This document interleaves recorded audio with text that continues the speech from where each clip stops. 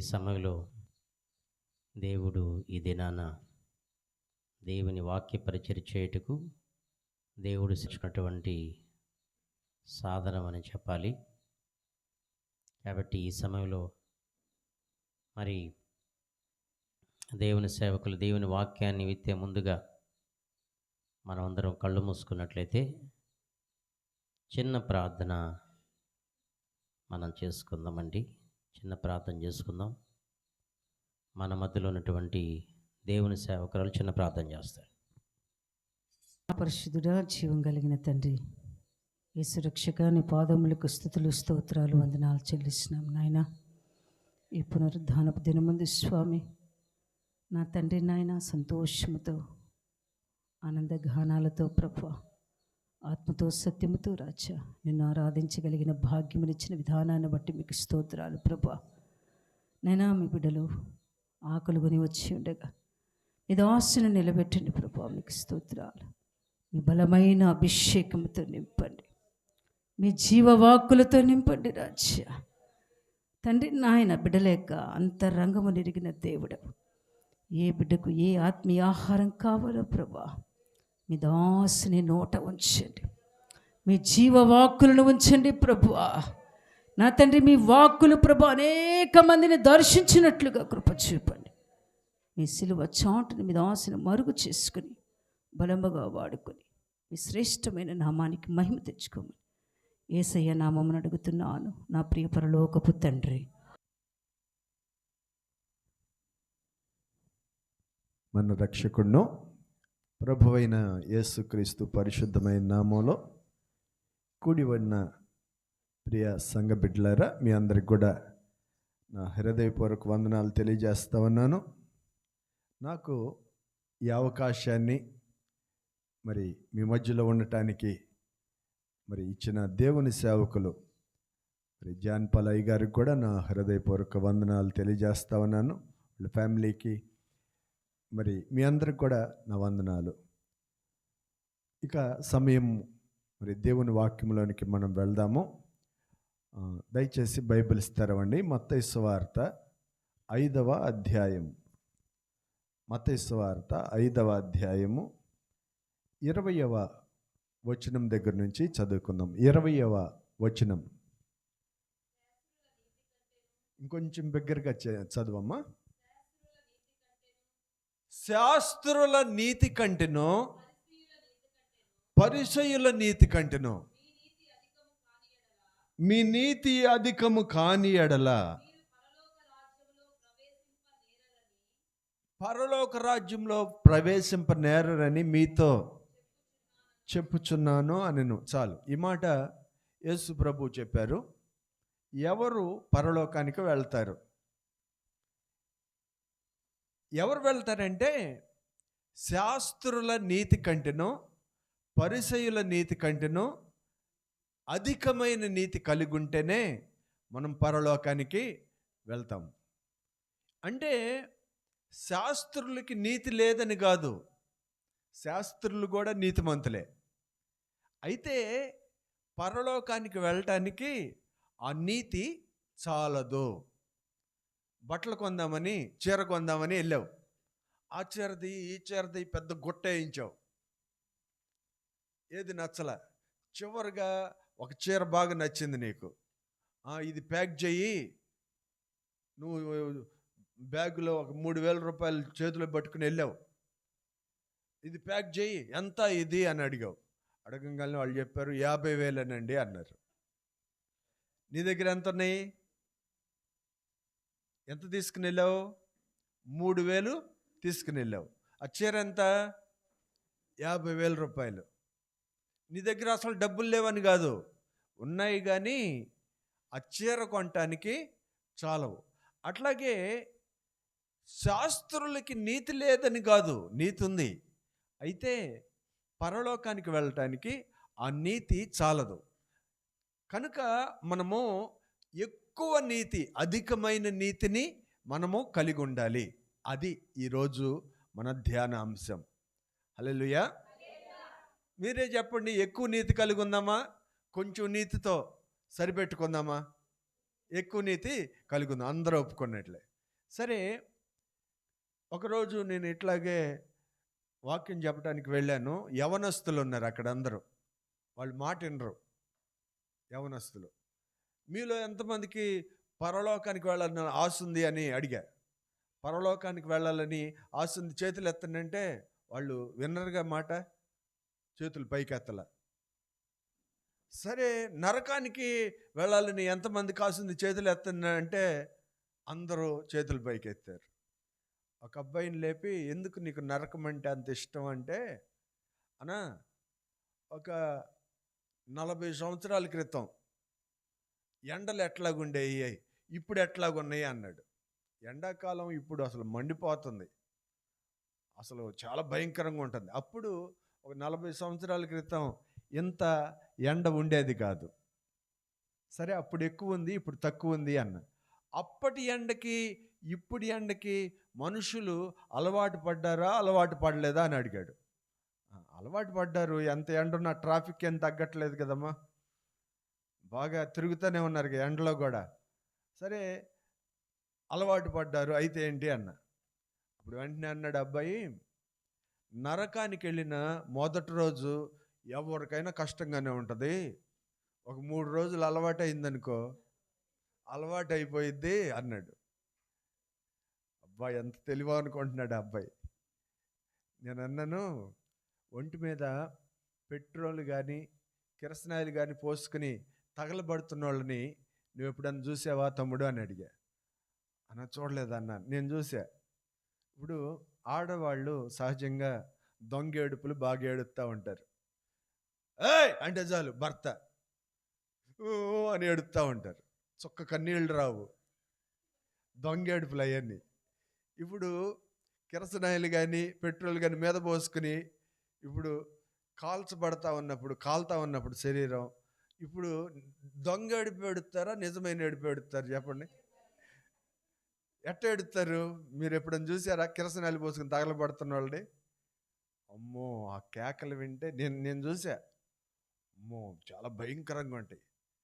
నేను అది చెబితే భయపడతారని చెప్పట్లా, అంత భయంకరంగా బేభత్సంగా ఉంటాయి ఆ కేకలు. నేను చెప్పాను, నరకం అంటే ఎండలాగా ఉండదమ్మా, అక్కడ అగ్ని ఆరదు, పురుగు చావదు. ఆ నరకానికి ఎందుకు వెళ్తావు? మారు మనసు పొందు, దేవుని నీతిని అనుసరించు, పరలోకానికి వెళ్తావు. ఒకవేళ నువ్వు ఇట్లాగా మబ్బి పెట్టుకుంటా నువ్వు గనక నరకానికి వెళ్తే, ఆ తర్వాత ఒకసారి నరకానికి వెళ్ళిన తర్వాత కొన్ని రోజులు ఉంచిన తర్వాత మళ్ళీ బయటికి తీరు. అక్కడ ఇక శాశ్వత కాలం, నిత్య నరకం. నిత్య అంటే ఇంక అక్కడి నుంచి బయటికి తీరు. అందుకని మనము పరలోకానికే వెళ్ళాలి. హల్లెలూయా. ఇప్పుడు నరకానికి వెళ్ళాలని ఆశ కలిగిన వాళ్ళకి నేను చెప్పిన మాటలు మీరు వినకపోయినా పర్వాలా. నరకానికి వెళ్ళాలనుకున్న వాళ్ళు, పరలోకానికి వెళ్ళాలని ఆశ కలిగిన వాళ్ళు మాత్రం ఈరోజు నేను చెప్పింది ఖచ్చితంగా చేయాలి. తొందరగా చెప్పమంటారా, కొంచెం టైం ఎక్కువైనా పర్వాలేదా? సరే, అందరూ చెప్పట్లేదు, ఒకళ్ళిద్దరు చెబుతున్నారు. చేతులు ఎత్తండి ఎక్కువైనా పర్వాలేదు అన్నోళ్ళు.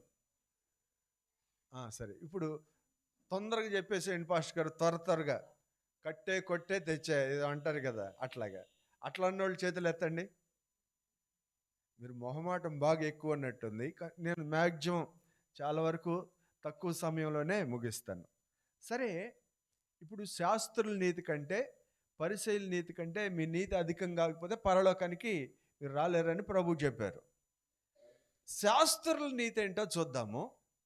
అలాగునే అధికమైన నీతి ఏంటో కూడా త్వరగా చూద్దాం. చదువుకుందాం. చూడండి, 21వ వచనం. మీరు ఇంకా వేరే రెఫరెన్స్లోకి ఏమైనా వెళ్ళొద్దు. మత్తయి సువార్త 5వ అధ్యాయం పట్టుకుని ఉండండి. ఇంకొంచెం గట్టిగా చదవాలి. నరహత్య చేయవద్దు, నరహత్య చేయవాడు.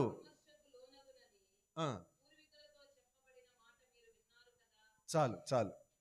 సరే, నేనే చదువుతాను, నేనే చెబుతాను, కొంచెం జాగ్రత్తగా శ్రద్ధగా వినండి.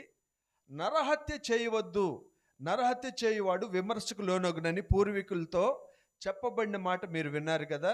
నేను మీతో చెప్పుందేమనగా, తన సహోదరుని చూచి వ్యర్థుడా అని చెప్పువాడు మహాసభకు లోనగును, ద్రోహి అని చెప్పువాడు నరకాగ్నికి లోనగును. వ్యర్థుడా అని చెప్పువాడు, ద్రోహి అని చెప్పువాడు నరకాగ్నికి లోనగును. చాలు. హల్లెలూయా. ఇక్కడ శాస్త్రుల నీతి అంటే 10 ఆజ్ఞలు ఉంటాయి కదా, మోషే ధర్మశాస్త్ర ప్రకారం. ఆ ధర్మశాస్త్రంలో 10 ఆజ్ఞలు ఉన్నాయి. ఎన్ని ఆజ్ఞలు ఉన్నాయి? 10 ఆజ్ఞల, 10 బ్రతిమలాడదు దేవుని వాక్యం. ఆజ్ఞాపించింది నువ్వు ఇట్లాగే బతకాలి అని. 10 ఆజ్ఞలు ఉన్నాయి.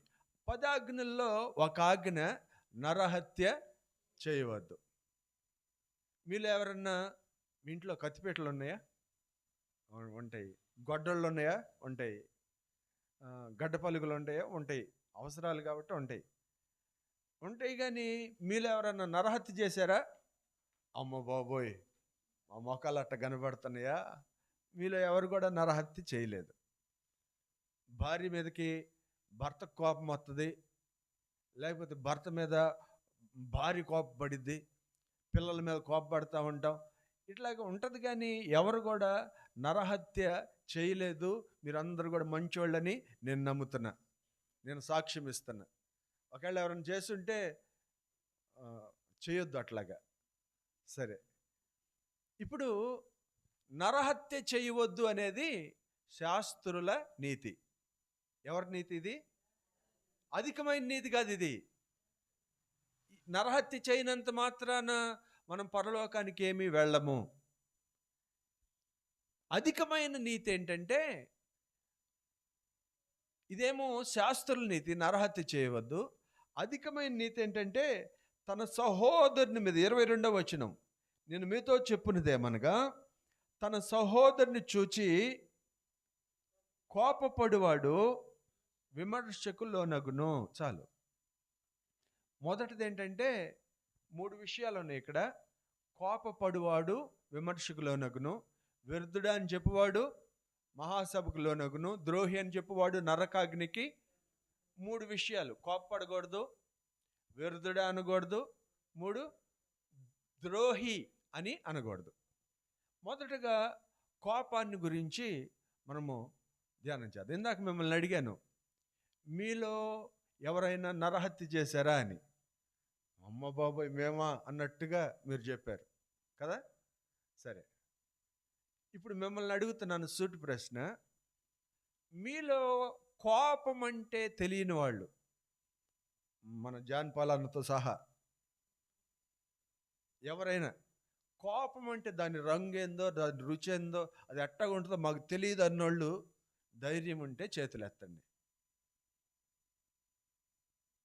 దేవుని వాక్యం చెబుతుంది, ఏమని చెబుతుందంటే, నీలో గనుక కోపం ఉంటే నీకు పరలోకం ఉందా లేదా? ఏమని చెబుతుంది వాక్యం? అధికమైన నీతి కలిగి ఉంటేనే మనం పరలోకానికి వెళ్తాం. ఇప్పుడు అధికమైన నీతి ఏంటంటే కోపము లేకుండా ఉండటం. అర్థమైంది అందరికీ? కోపపడువాడు విమర్శకును లోనవుతాడు. కోపపడువాడు. అందుకనే మనము కోపము లేని వారమై ఉండాలి. Praise the Lord. చూడండి, మీరు ఇప్పుడు నేను కొంచెం మంచిగా చెబుతూ ఉంటుంటే చాలా సంతోషంగా నవ్వుతా ఉన్నారు. ఇట్లా మిమ్మల్ని చూస్తుంటే మీరు ఎట్లా ఉన్నారంటే దేవదూతల్లాగా ఉన్నారు. అచ్చుగుద్దినట్టు దేవదూతల్లాగా ఉన్నారు. అదే మీకు విపరీతమైన కోపం వచ్చింది, మీకే విపరీతమైన కోపం వచ్చింది. కోపం వచ్చినప్పుడు అర్థం చేసుకోండి మిమ్మల్ని మీరు. మీకే గుండె ఆగిపోయింది, అమ్మో నేను ఎట్టున్నానేంద్రా బాబు అని. అప్పుడు ఎలా ఉంటారు? నాలుక బయటికి జాపి గుడ్లు రిమి చూస్తూ ఉంటుంది ఒక దేవర.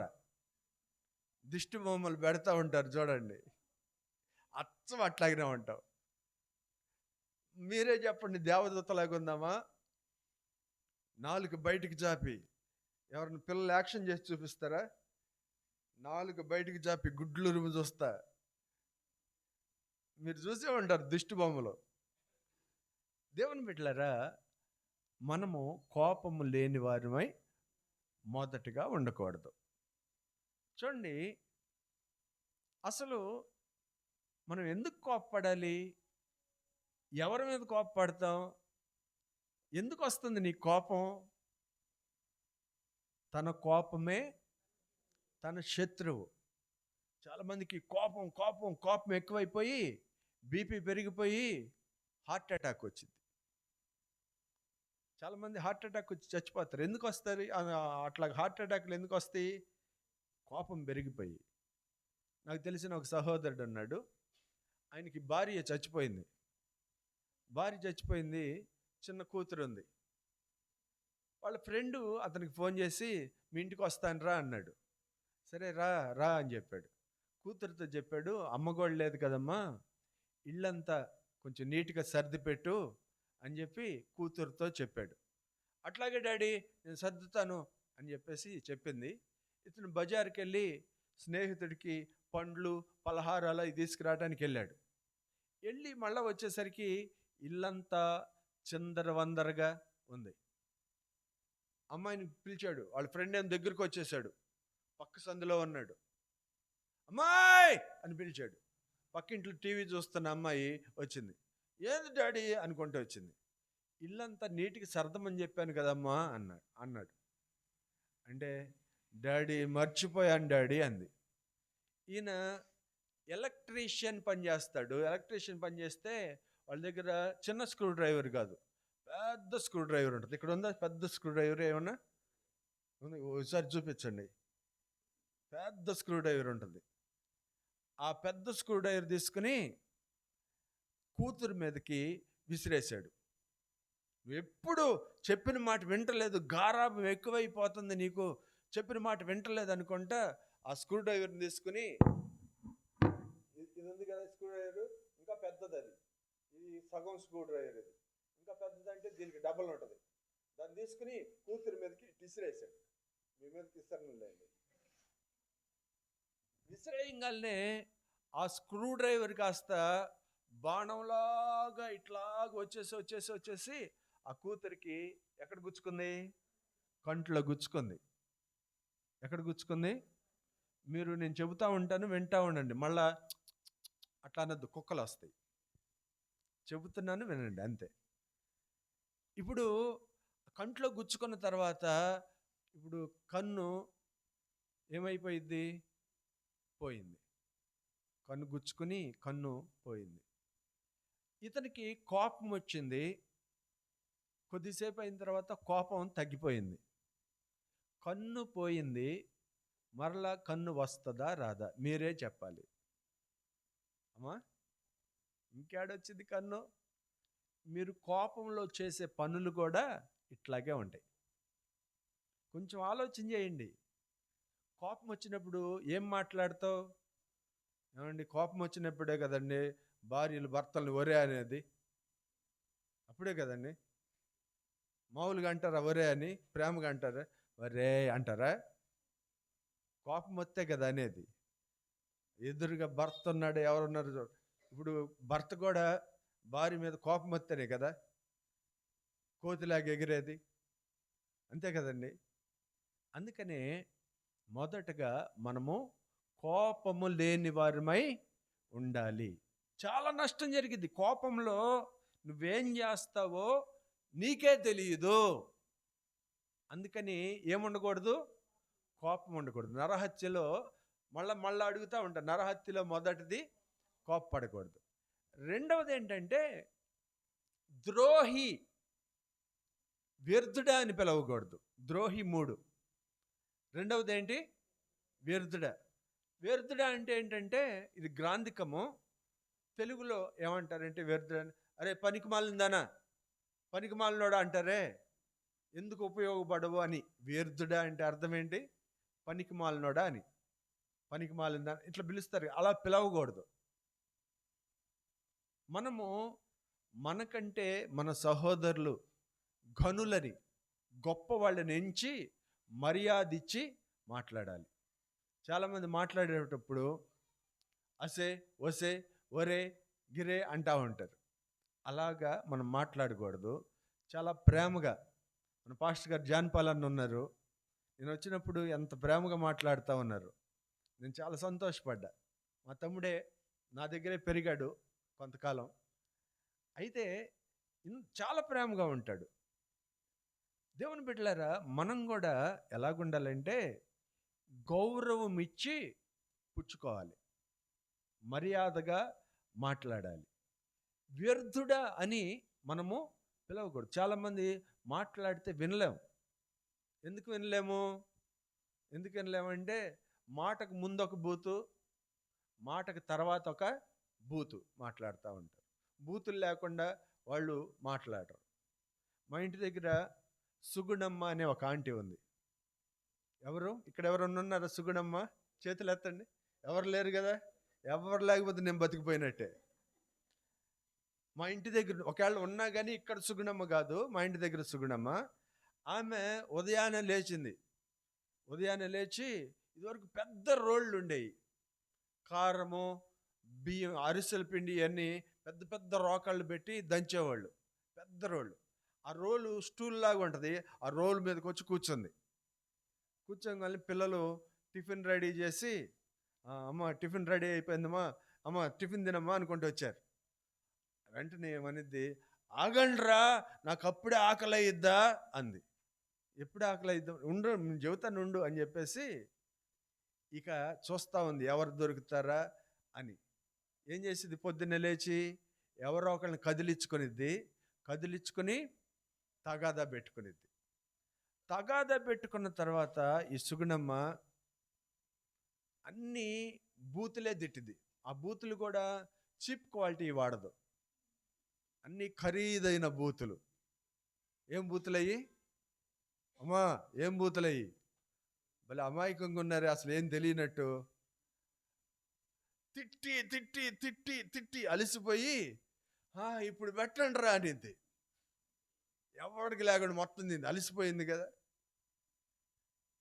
నేను చెబుతున్నాను, మీలో ఎవరైనా ఇట్లాంటి తగాదాలు కోరులుగా ఉంటే మీరు పరలోకం సంగతి దయచేసి మర్చిపోండి.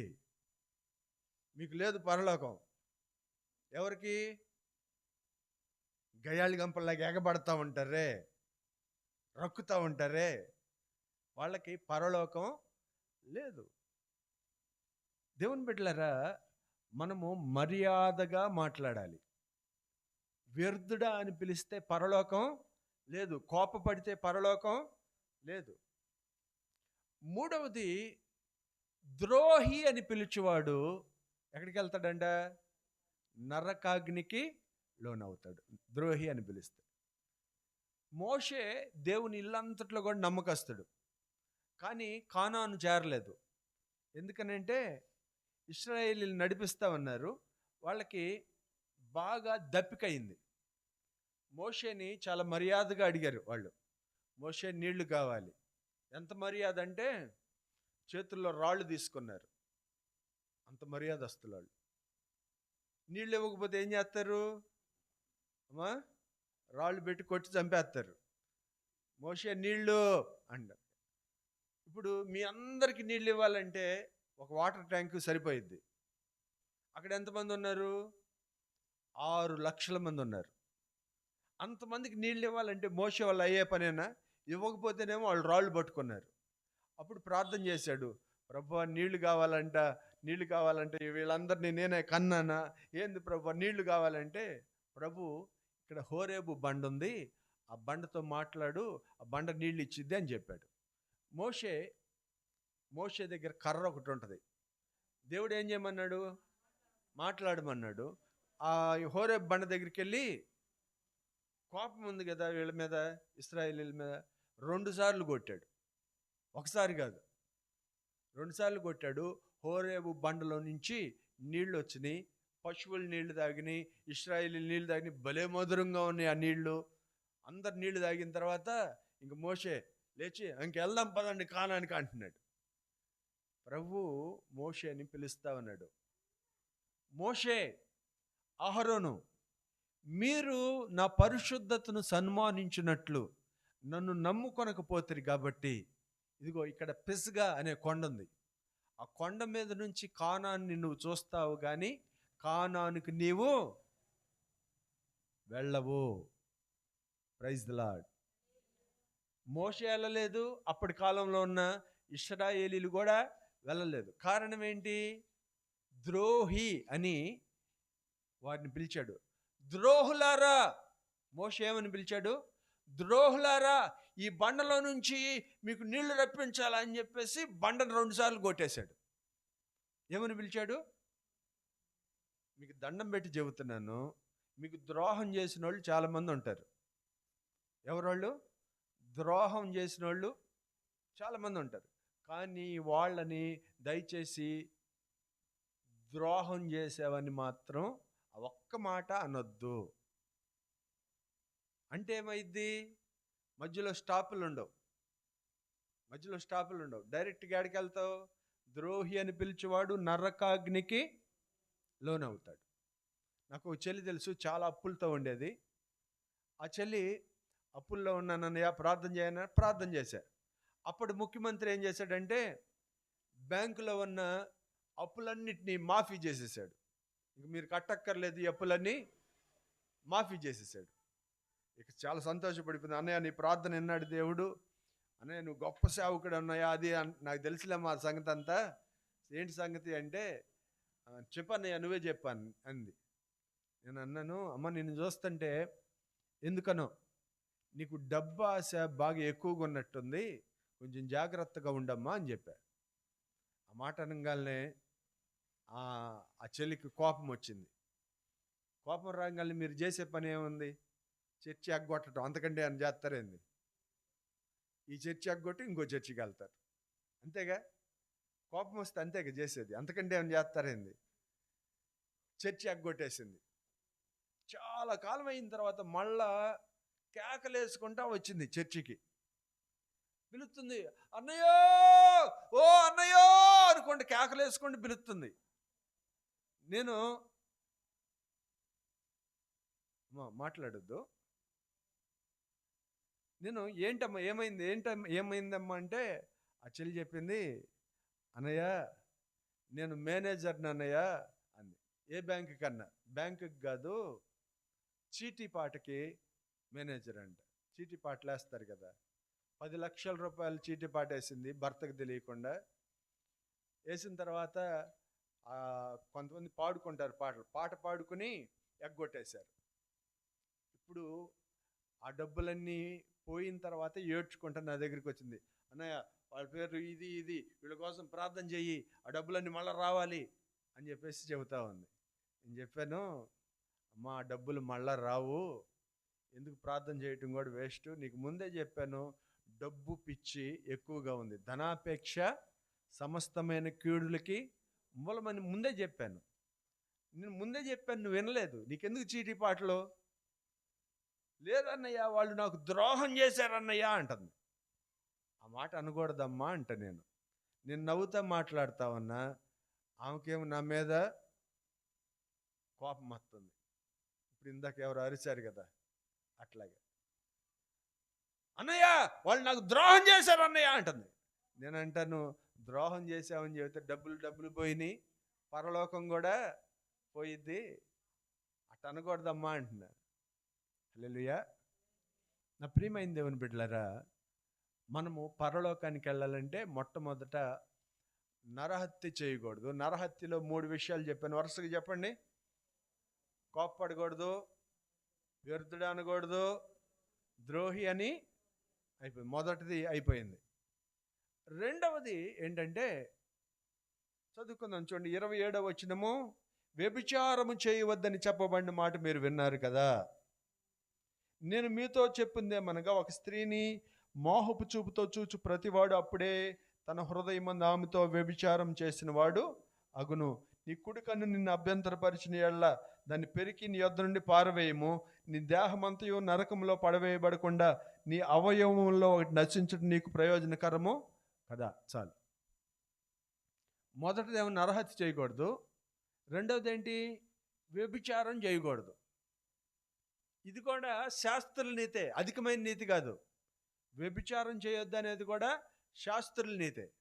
అధికమైన నీతి ఏంటంటే మోహపు చూపు చూడకూడదు. ఇది అధికమైన నీతి.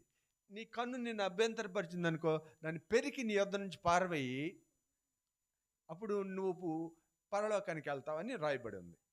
హల్లెలూయా. నా ప్రియమైన దేవుని బిడ్డలారా, మన చూపులు చాలా పరిశుద్ధంగా ఉండాలి. దేవుడు 2 సార్లు సృష్టిని నాశనం చేశాడు.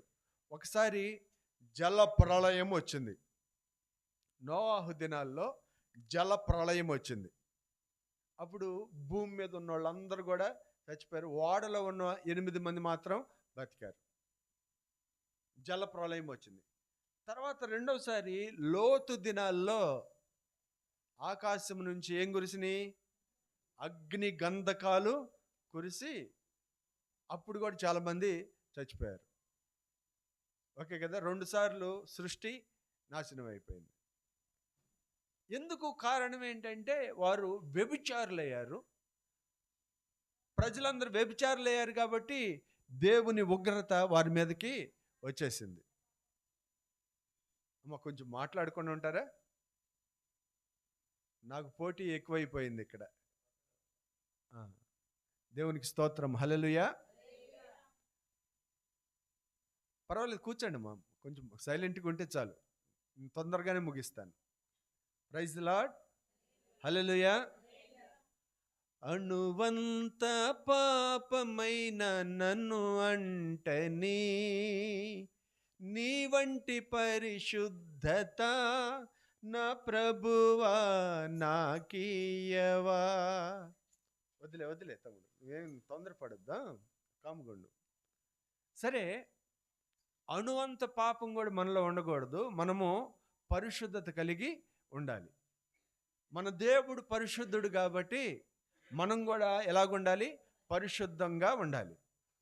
ఇప్పుడు దేవుని వాక్యం ఏమని సెలవిస్తుందంటే, వ్యభిచారం చేయొద్దని ధర్మశాస్త్రం చెబుతుంటే యేసు ప్రభు అధికమైన నీతిలో ఏం చెబుతున్నాడంటే, ఒక స్త్రీని మోహపు చూపు చూస్తే అది పాపమని చెప్తా ఉంది.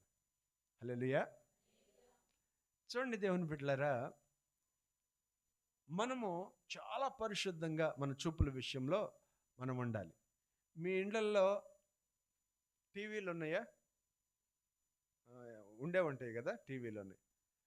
చాట ఫోన్లు అంటే కొంచెం పెద్ద పెద్ద ఫోన్లు. ఇందాక ఈ అబ్బాయి పెట్టాడే, చూపించు, పైకి చూపించు, వాళ్ళకి అర్థం కావాలి. ఉన్నాయి, ఇవన్నీ ఉన్నాయి. మీరు అవి వాడేటప్పుడు జాగ్రత్త. హల్లెలూయా. నేను ఒక పాస్టర్ గారి ఇంట్లో టీవీ ఉంటే అడిగాను, ఎందుకు పాస్టర్ గారికి నీకు టీవీ అంటే, వాక్యం వస్తుంది బ్రదర్. ఏమొస్తుందంట? వాక్యం వస్తుంది బ్రదర్ అన్న. టీవీల్లో వాక్యం చెప్పేవాళ్ళు ఎవరి కోసం చెబుతున్నారు? చాలామంది భర్తలు మారుతారు, భార్యలు మారరు. భార్యలు మారుతారు, భర్తలు మారరు. అందుకని వాళ్ళు చర్చిలకి రాలేరు. వాళ్ళు ఇంట్లో వాక్యం వింటారని భర్త ఆఫీస్కి వెళ్ళిపోయిన తర్వాత, లేకపోతే భార్య బయటికి వెళ్ళిన తర్వాత వాళ్ళు వాక్యం వింటారని దేవుని బిడ్డలు టీవీల్లో వాక్యం చెబుతా ఉన్నారు. ఇప్పుడు మనకి మందిరంలో వాక్యం దొరికిద్దా దొరకదా? ఉపవాస ప్రార్థనలో దొరికిద్దా దొరకదా? మ్యాగజైన్లో దొరికిద్దా దొరకదా? ఇప్పుడు బాగా ఒకసారి తిన్నావు అన్నం, తినేసిన తర్వాత బాగా తిన్న తర్వాత పప్పు అన్నం బాగా తిన్న తర్వాత పక్కింటి వాళ్ళు చికెన్ పలావ్ తెచ్చారు. పట్టదు ఇంక తింటే. దాన్ని కూడా పట్టించావు. దాన్ని కూడా పట్టించిన తర్వాత పొట్ట బాగా కొంచెం పెరిగిద్ది సైజు. ఆ తర్వాత మటన్ బిర్యానీ తెచ్చారు, అది కూడా తిన్నావు కష్టపడి. ఆ తర్వాత రొయ్యల బిర్యానీ తెచ్చారు. ఎంత తింటావు? పొట్ట పగిలి చస్తావు. ఇప్పుడు దేవుని వాక్యం, మందిరంలో చెబుతున్న దేవుని వాక్యం చాలదా? మళ్ళీ టీవీలో కూడా చూడాలా? వీళ్ళు మేము టీవీ ఎందుకు కొన్నామంటే దేవుని వాక్యం కోసం అంటారు. వాక్యానికి ముందేం చూస్తారో చెప్పరు. వాక్యం అయిపోయిన తర్వాత ఏం చూస్తారో చెప్పరు. పేరేంటి? దేవుని వాక్యం కోసం టీవీ కొన్నామని చెబుతారు. హల్లెలూయా. ఆ ప్రియమైన దేవుని బిడ్డలారా, చూడండి, టీవీ చూడొచ్చా చూడకూడదా? వాక్యంలో రాసుందా రాయబడలేదా? చూడండి, సామెతల గ్రంథం చూడండి, 29వ అధ్యాయము. కొంచెం త్వరగా తీయాలి. సామెతల గ్రంథం 29వ అధ్యాయము 11వ వచనం. ఆ, ఆ, ఆ. అది కాదు. సరే,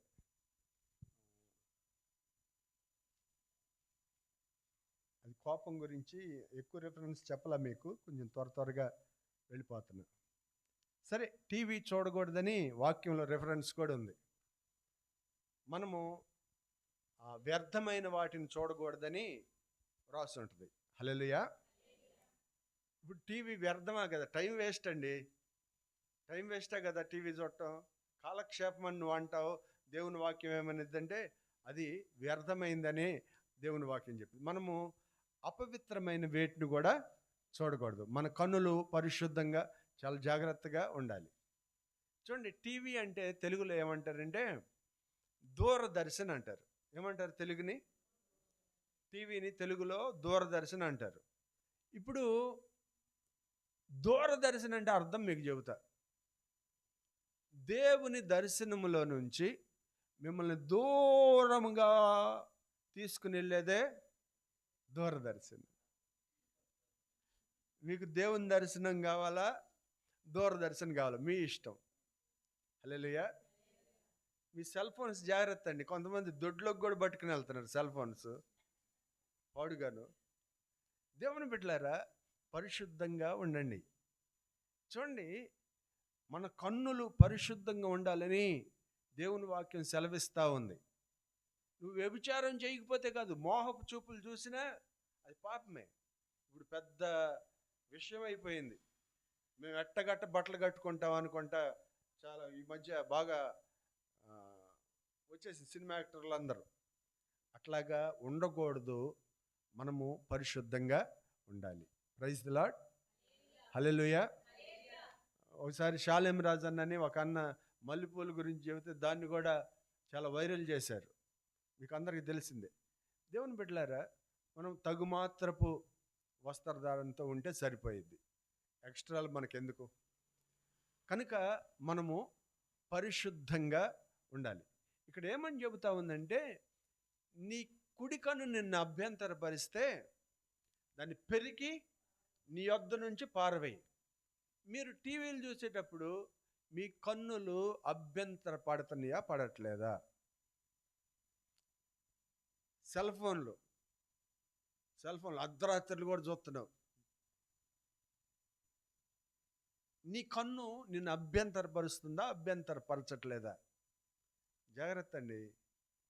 నువ్వు ఏదో మంచి కోసమే తెరుస్తావు, కానీ పాపము నిన్ను ఈడ్చుకుని వెళ్ళిపోయింది. కనుక జాగ్రత్త. ప్రత్యేకంగా పెద్ద ఫోన్లు ఉన్నవాళ్ళు.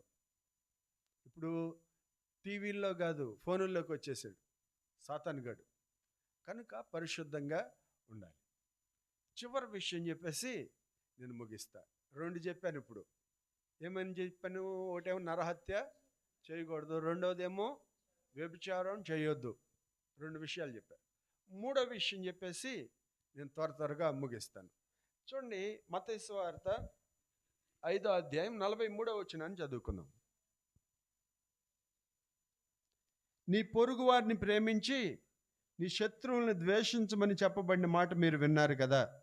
నేను మీతో చెప్పుందేమనగా, మీరు పరలోకమందున మీ తండ్రి కుమారులై ఉండినట్లు మీ శత్రువుల్ని ప్రేమించండి, మిమ్మల్ని హింసించు వారి కొరకు ప్రార్థన చేయండి. చాలు. ధర్మశాస్త్ర ప్రకారం ఏంటంటే మన పొరుగు వారిని ప్రేమించాలి. మనకి స్నేహితులు, మిత్రులు వాళ్ళందరూ ఉంటారు కదా, వాళ్ళని ప్రేమించాలి.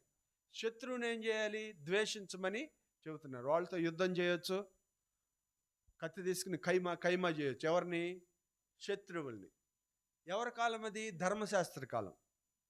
అధికమైన నీతి ఏంటంటే శత్రువులను ప్రేమించాలి, నిన్ను హింసించు వారి కొరకు ప్రార్థన చేయాలి. ఇది పరలోకానికి వెళ్ళాలంటే మనము తప్పక చేయవలసింది. హల్లెలూయా. ఇప్పుడు అన్నదమ్ముళ్ళు ఉంటారు, వాళ్ళిద్దరూ శత్రువుల, వాళ్ళు ఏమన్నా అన్నదమ్ముళ్ళు ఇద్దరు శత్రువులు కాదు కదా. వీళ్ళు బాగానే ఉంటారు ఎప్పటి వరకు? పెళ్ళిళ్ళు కానంత వరకు. పెళ్ళిళ్ళు కానంత వరకు మా అన్న మా తమ్ముడు, మా అన్న మా తమ్ముడు అనుకుంటా ఉంటారు, పెళ్ళిళ్ళు కానంత వరకు. పెళ్ళయిన తర్వాత మీ ఆడువారు ఉన్నారే, వాళ్ళు ఏం చేస్తారంటే అగ్గుపుల్ల స్వాములు అంటారు వీళ్ళని. హల్లెలూయా. ఏం లేదు, ఏం చేయరు, ఇక్కడ ఎక్కడ అక్కడ ఇక్కడ చెబుతూ ఉంటారు అగ్గుపుల్ల స్వాములు అంటే.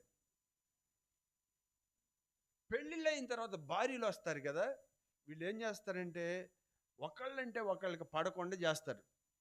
మా ఇంట్లో కూడా ఆడవాళ్ళు ఉన్నారు, నన్ను కన్నది కూడా ఒక అమ్మే.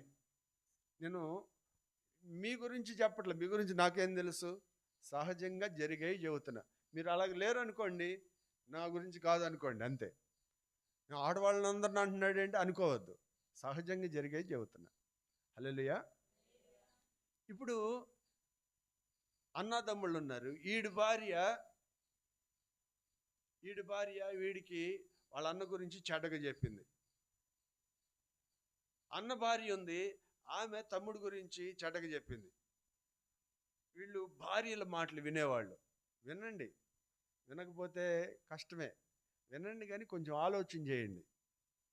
ఇప్పుడు ఈడేమో ఆమె చెప్పంగానే గడ్డ పలుకు తీసుకుని వచ్చాడు అన్న మీదకి, వాడేమో గొడ్డలు తీసుకుని వచ్చాడు. చిన్నోడు కొంచెం బలంగా ఉంటాడు కదా, పెద్దోడు కొంచెం మరి మొత్తానికి బలహీనంగా ఉన్నాడు.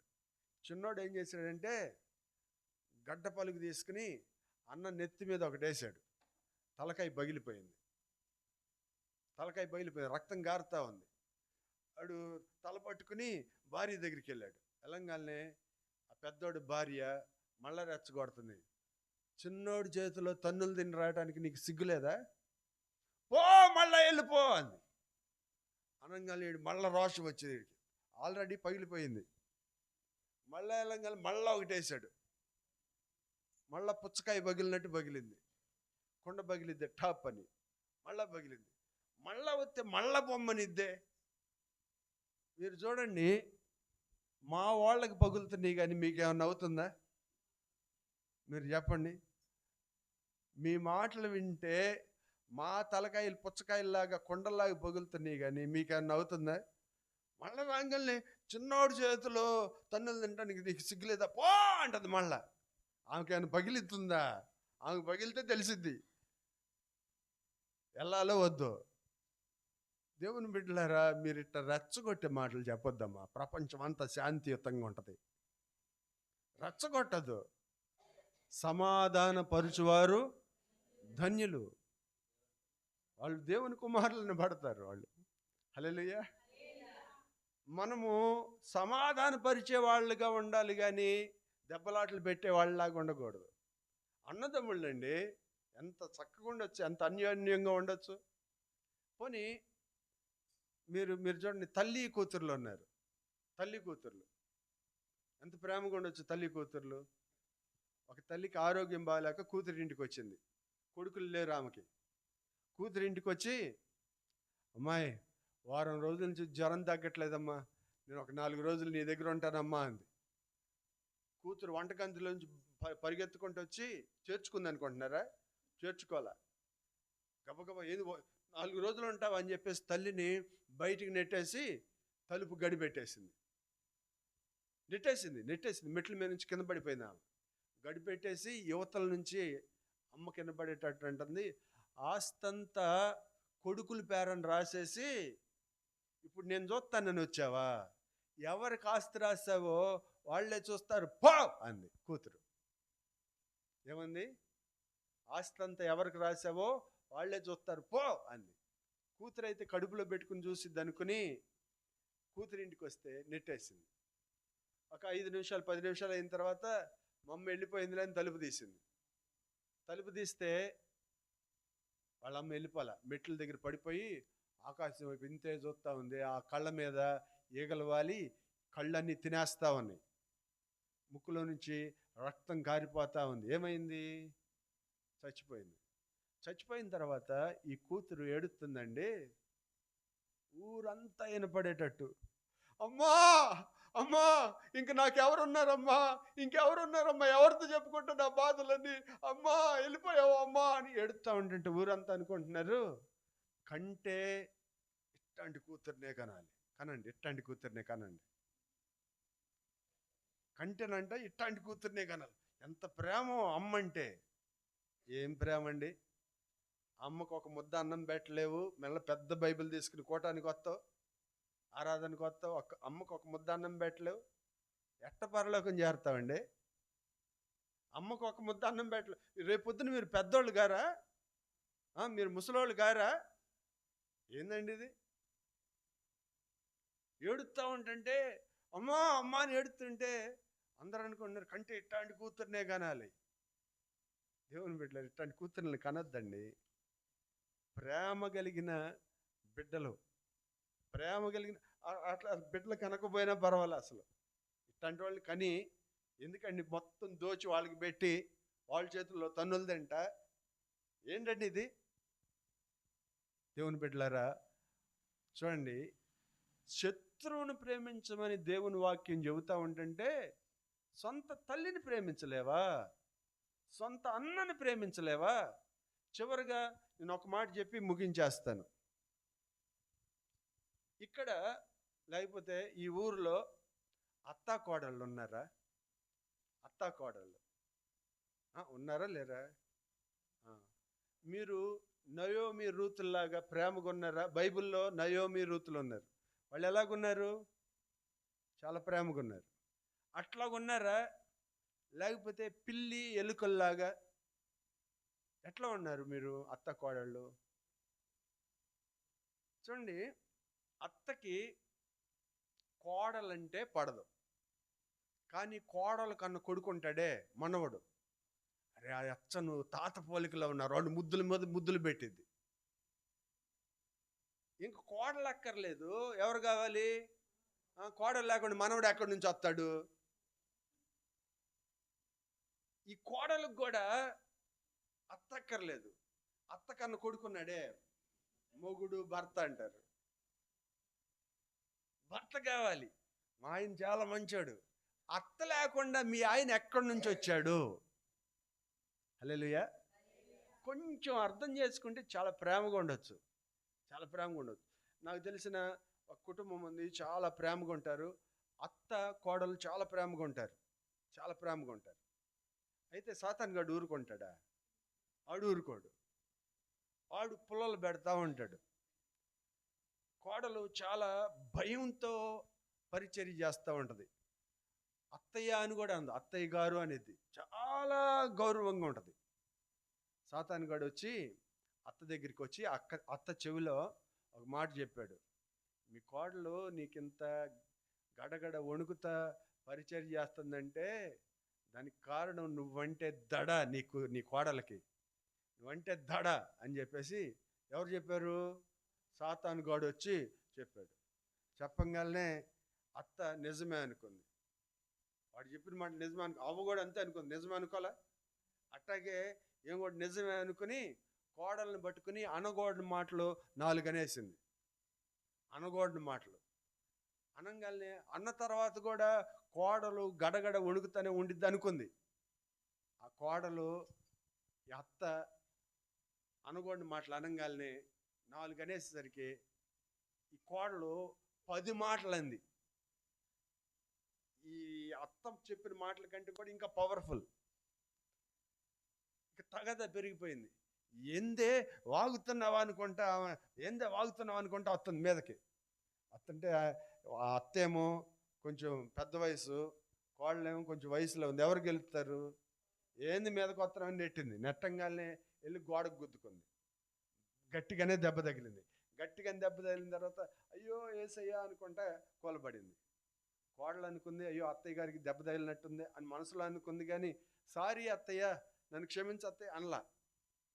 అత్త కూడా అనవసరంగా ఈ అమ్మాయిని కదిలిచ్చానే, సాతాను గాడి మాటిని అనవసరంగా కదిలిచ్చానే అనుకుంటుంది, కానీ మనసులో బయటికి అమ్మాయి నిన్ను కదిలిచ్చాను సారీ అని వీళ్ళిద్దరు అనలా. ఇందాక చెప్పాను కదా ఆడవాళ్ళు భలే రెచ్చగొడతారని. రాత్రి 10 గంటలయింది, గేటు శబ్దమైంది. బండి వేసుకుని అబ్బాయి వచ్చాడు. అప్పటికే 4 చీరలు ఒక సంచిలో పెట్టుకుని ఉంది. అబ్బాయి రాగానే ఎదురెళ్ళింది ఏడ్చుకుంటా. అబ్బాయి ఇక్కడ 10 తిట్లు తిట్టుకుంటా తినుకుంటా, కోడల చేతిలో దెబ్బలు తినుకుంటా, నేను ఇంట్లో ఉండలేనయ్యా, బస్ స్టాండ్కి వెళ్ళి అడుగు తినైనా బతుకుతానే అబ్బాయి ముందు వెళ్తుంది. వెళ్ళేది మధ్యాహ్నం వెళ్ళిపోవచ్చుగా, వెళ్ళకుండా అబ్బాయి రాగానే వెళ్తాడు. వాడు వెళ్ళనిస్తాడా? అమ్మ ఏమైంది? తిట్టిందిరా, 10 మాటలు లెక్క పెట్టింది మొత్తం. 10 మాటలు తిట్టిందిరా, పెద్ద చిన్న లేకుండా కొట్టిందిరా. కొట్ల కోడల మీదకి వెళ్తే ఆమె నెట్టింది, వెళ్ళి గోడకు గుద్దుకుంది. ఏమో టాలెంట్ ఏంటంటే ఏమన్న మాటలు చెప్పదు కొడుకుతో. ఎవరన్నయ్య చెప్పింది? కోడలన్నయ్య మొత్తం చెప్పింది. ఏమన్నయ్య చెప్పదు. జరిగినట్టు చెబితే సమస్య లేదు, అట్లా చెప్పట్లా. వీడికేమో అమ్మంటే ప్రేమ ఉండాలి, ఖచ్చితంగా ఉండాలి. కానీ కొంచెం ఆలోచన చేయండి. హల్లెలూయా. ఇప్పుడు వీడికి అమ్మను కొడతావు నువ్వని అటు ఇటు తిరిగాడు. రోకల బండ లాంటి కర్ర ఒకటి దొరికింది, రోకల బండే దొరికింది అనుకో, తీసి వెనకాల పెట్టుకున్నాడు. కోడలు, ఏమండి వచ్చారా, చల్లటి నీళ్ళు ఇస్తానండి, వేడివేడిగా అన్నం వడ్డిస్తాను, రండి లోపలికి రండి అంటే, చల్లటి మంచినీళ్ళ తీసుకురా అన్నాడు. ఆమె వెనకాల ఏముందో చూడకుండా దగ్గరికి వెళ్ళింది. వెళ్ళంగానే తీసాడు రోకల బండ. కొడుతుంటే అన్ని 6లు వెళ్తున్నాయి, అవుట్ కావట్లా. వాడు భయంకరంగా కొడుతున్నాడు. కొడుతుంటే ఇక్కడే ఉంటే ఈ రాక్షసుడు చంపేస్తాడని వాళ్ళు పుట్టిల్లు 2 కిలోమీటర్ల దూరం పరిగెత్తింది. బయటికి పరిగెత్తగానే ఈ వెంట పడతా ఉన్నాడు. ఏమో వెళ్తా ఉంటే పక్క నుంచి స్పీడ్గా ఒక ఆటో వెళ్తుంది, ఖాళీ ఆటో వెళ్తుంటే ఈ టెన్షన్లో ఎట్టగా ఎక్కేసిందో స్పీడ్కి వెళ్ళి ఆటో ఎక్కేసి అబ్బాయి స్పీడ్గా పోనీ అంటుంది. ఆటో ఆపేశాడు. ఎవరమ్మా ఎప్పుడు ఎక్కావు నువ్వు అంటున్నాడు వాడు. అంటే అమ్మ వెనకాల తరుముకుంటూ వస్తున్నాడు. బలేవాడు పోనీ అబ్బాయి ఆపొద్దు పోనీ అంటే పోనిచ్చాడు. 2 కిలోమీటర్లు తీసుకుని వెళ్ళి పుట్టింట్లో వదిలిపెట్టి డబ్బులు ఇవ్వండి నేను వెళ్తాను అంటున్నాడు. ఈ అమ్మాయి వెళ్ళి 4 అన్నలు ఉన్నారు, వాళ్ళని రెచ్చగొట్టింది. అన్నయ్య మీరు ఎప్పుడన్నా కొట్టారా నన్ను, ఏ రోజు అన్న కొట్టారా అనుకుంటా చెప్పి, రే పెద్దన్నయ్య, రే చిన్నన్నయ్య, నేను అర్ధరాత్రి వచ్చాను, రాత్రి 11 అయిపోయింది, అర్ధరాత్రి వచ్చాను రా, ఇంకా ఈ రాత్రి అక్కడే ఉంటే తెల్లారిన తర్వాత నేను వచ్చేదాన్ని కాదురా. ఏమొచ్చేది, ఇంకా నా శవం వచ్చేది అన్నయ్య అనుకుంటే చెప్పింది. అట్టంటే ఏ అన్న కోపం రాదు. అందులో ముద్దుల చెల్లెలు వాళ్ళు కూడా ఇంత లావు కర్రలు వేసుకుని ఆటోలు వేసి పోనీ అంటున్నారు. ఆటో డ్రైవర్ అన్నాడు, అటు ఇటు తిరగటమే మా పనే, నేను మా ఇంటికి వెళ్ళాలి, డబ్బులు ఇస్తే వెళ్తా అన్నారు. అంటే వాళ్ళు అన్నారు, మర్యాదగా నడవకపోతే నీకు పడతాయి ముందు అన్నారు. భలేవాళ్ళండి, మీ చెల్లి అయితే ఒకటి, నా చెల్లి అయితే ఒకటి, రండి అని చెప్పేసి తీసుకుని వెళ్ళిన తర్వాత ఆడికి వెళ్ళిన తర్వాత, అరే ఆడపిల్లని కొట్టడం కాదురా, ధైర్యం ఉంటే ఇప్పుడు తలుపు తెరువురా అని చెప్పేసి తలుపు కొట్టారు. వాళ్ళు తన్నులు తినడానికి కాకపోతే తలుపు తెరవటం ఎందుకండి? ఏందిరా అనుకుంటా వచ్చాడు. వాళ్ళు కొట్టరనుకున్నాడు. అనుకుని తలుపు తెరవగానే 4 కలిపి కుమ్మేశారు. మధ్యలో వాళ్ళ అమ్మ వచ్చింది, ఆమెకు కూడా ఒకటి ఇంగలే అనుకుంటే ఆమె కూడా వెళ్ళిపోయింది. తెల్లారిన తర్వాత ఎక్కడికి వెళ్ళారు? పోలీస్ స్టేషన్కి వెళ్ళారు. మీకు తెలియంది ఏముంది? ఇక ఆ తర్వాత పోలీస్ స్టేషన్కి వెళ్ళిన తర్వాత అక్కడ ఎస్ఐ గారు పోలీసులు అందరిని చూసి అత్తయ్యకి కొంచెం ధైర్యం వచ్చింది. అయ్యా ఎస్ఐ బాబు, అయ్యా కానిస్టేబుల్ బాబు, ఇక అసలు అంతా దీని మూలంగా నేను అయ్యిందని చెప్పేసి కోడలను పట్టుకుని ఇంకొక మాట అంది. వాళ్ళు ఉన్నారు కదా కాపాడతారని. అనగానే ఈ కోడలు లేచింది, జుట్టు ఎరబోసుకుని చీర దోపి గబ్బ అత్తయ్య దగ్గరికి వెళ్ళిపోయి జుట్టు పట్టుకుంది, వదలటల్లా గట్టిగా పీకేస్తే జుట్టుతో పాటు చర్మం ఉంటుంది, పళ్ళ తెగి రక్తం అంతా కారిపోతుంది. ఈ రక్తపాతం చూడలేక ఒక ఆయన నాకు ఫోన్ చేశాడు. మా విశ్వాసులు వీళ్ళు, మీ చర్చిలో అట్ట ఉండరులేండి, మా విశ్వాసులు. హల్లెలూయా. మీరు అత్త కోడల్ని తగాదలాడమని చెబుతున్నారా చర్చిలో అని ఫోన్ చేశాడు ఆయన.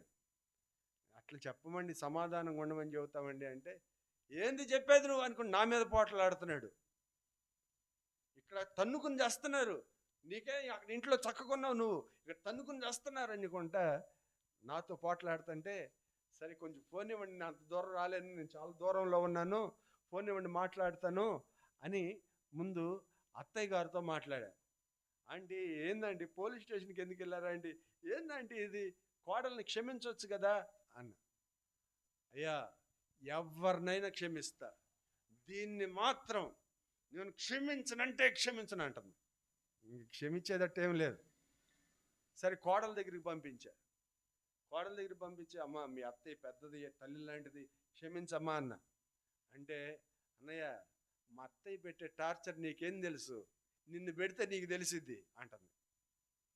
అసలు నేను తెచ్చిన కట్నం డబ్బులన్నీ ఏం చేశారు అడుగన్నయ్య అంటుంది.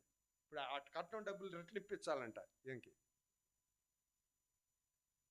నేను ఎంత చెప్పినా ఇంటర్లా ఇద్దరిని బతులాడుతున్నా. అమ్మ వాళ్ళు చూస్తే నేను తిడుతున్నారు, నన్ను నువ్వు ఇయే నేర్పిస్తున్నావు, నన్ను తిడుతున్నారమ్మా, అమ్మ మాకు సమాధాన పడండి అమ్మ అంటే ఎవ్వరు వినరే.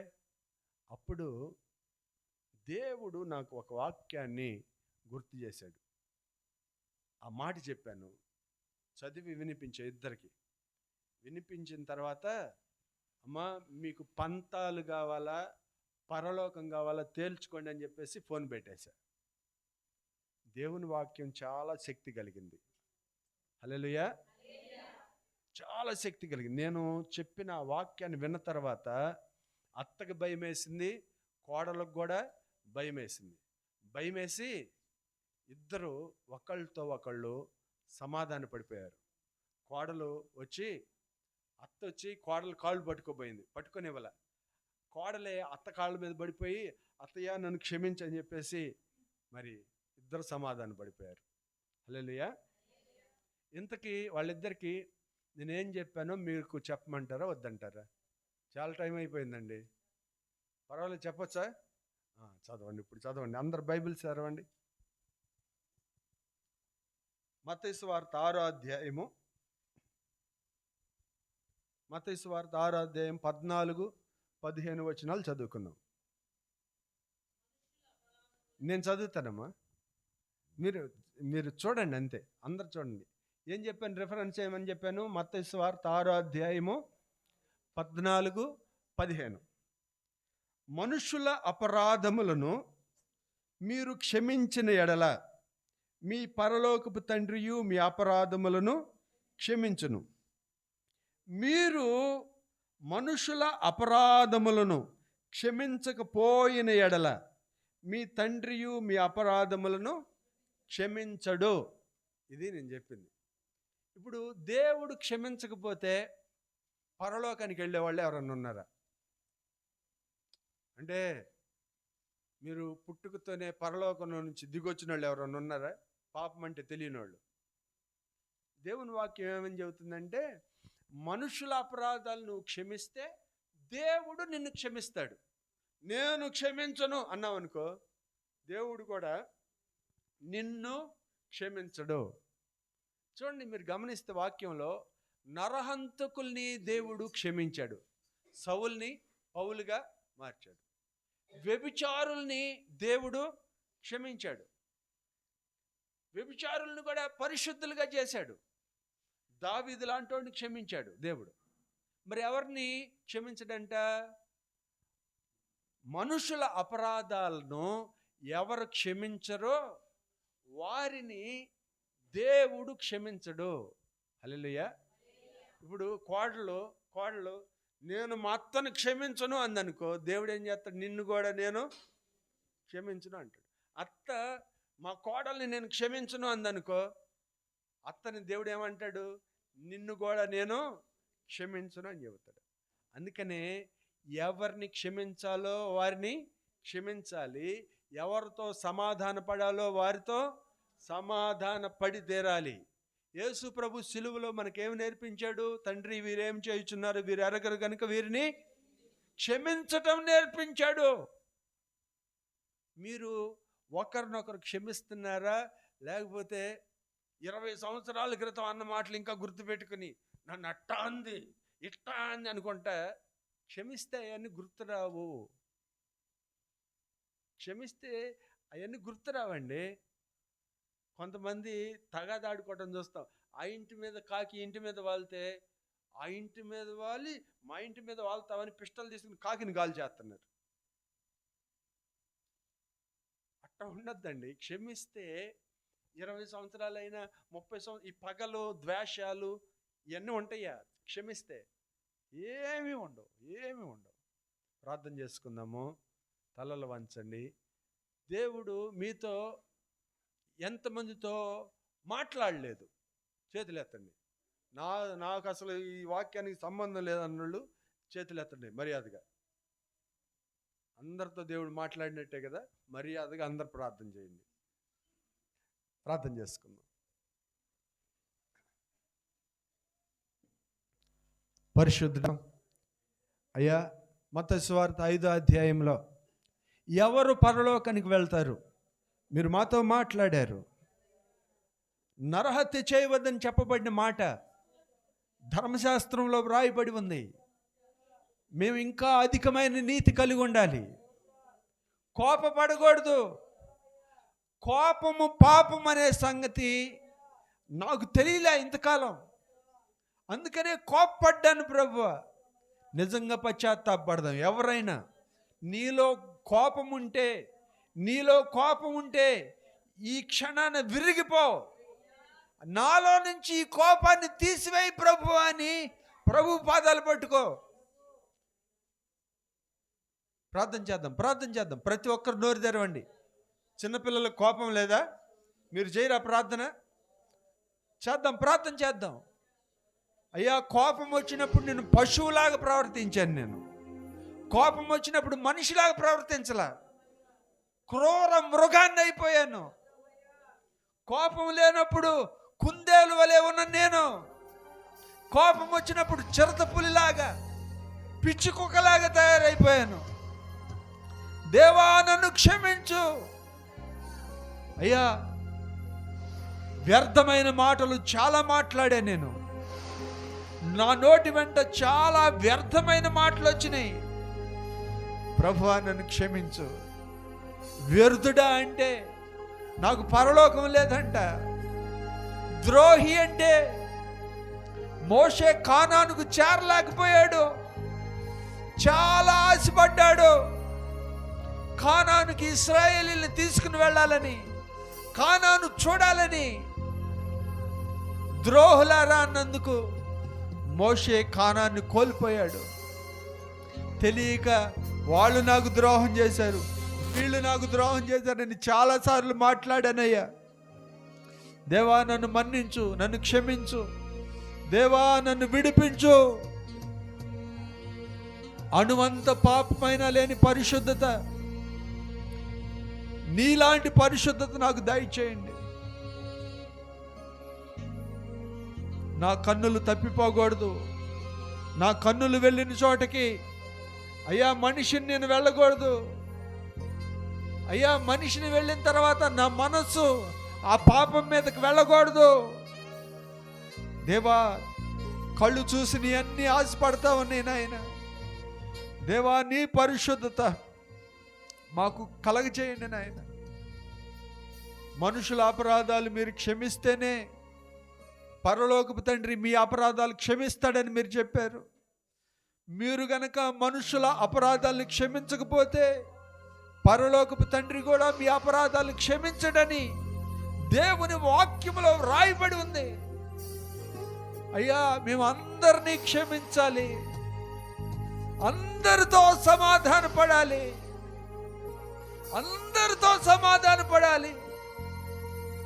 అయ్యా, నీ రాకడ సమీపంగా ఉంది. అయ్యా, మేము ఎప్పుడు వెళ్ళిపోతాం మాకు తెలియదు. అసమాధానంతో ఈ శరీరాన్ని విడిచిపెడితే మేము నరకంలో ఉండవలసి వస్తుంది. అందరితో సమాధానం కలిగి ఉంటానికి సహాయం చేయండి ప్రభు అంటూ ప్రార్థన చేద్దాం. ఈ సమయాన్ని దేవుని సేవకులు జాన్ పలయ్య గారికి అప్పుదామన్నా.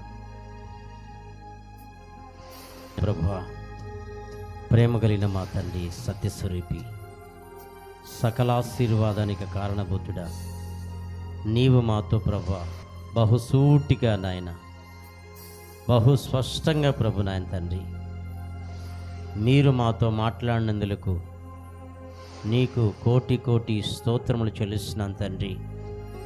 నీవు ఎంతైనా నమ్మదగిన దేవుడు ప్రభు. దేవా యేసు ప్రభు తండ్రి, నీ వాక్యము రెండంచులు కలిగిన ఖడ్గము నాయన.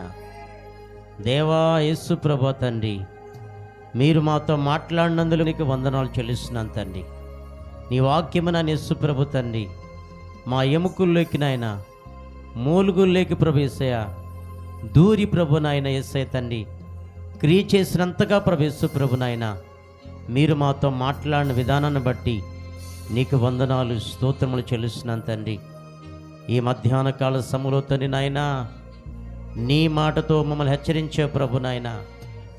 ఎందుకని దైవ సేవకుని ఇక్కడ తీసుకొచ్చి దేవా ఇక్కడ నిలవబెట్టి మీ సిలువ చాటున మరుగుపరుచుకుని తండ్రి తేట తెల్లగా ప్రభు యేసయ్య తండ్రి నాయన, ఎందుకని మీరు మాట్లాడారో ప్రభు యేసు ప్రభు నాయన, ఒక్కసారి మా కళ్ళు తెరిపించినందుకు నాయన, మా మనోనేత్రాలు వెలిగించినందుకు నాయన, నీ పాదాలు పట్టుకుని వేడుకుంటున్నాం తండ్రి.